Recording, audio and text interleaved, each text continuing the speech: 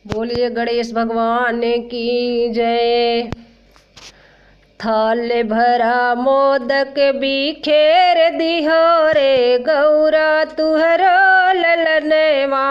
थाल भरे मोदक बिखेर दियो रे गौरा तुहरो ललनवा।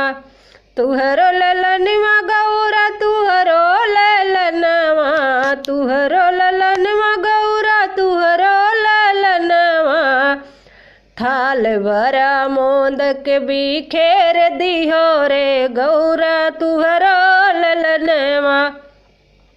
थाल भरा मोदक बिखेर दियो रे गौरा तुहरो ललनवा।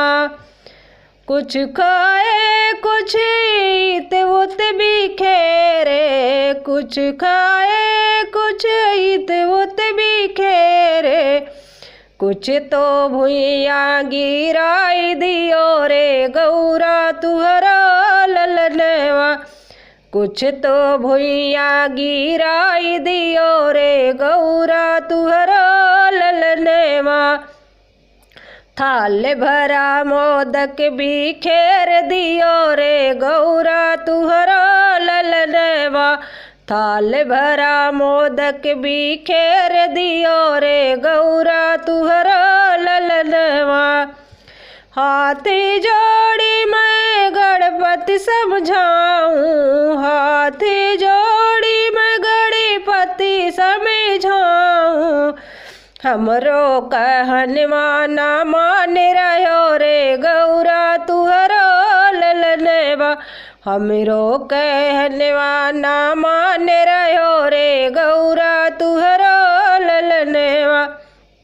थाल भरा मोदक बिखेर दियो रे गौरा तुहरो ललनवा।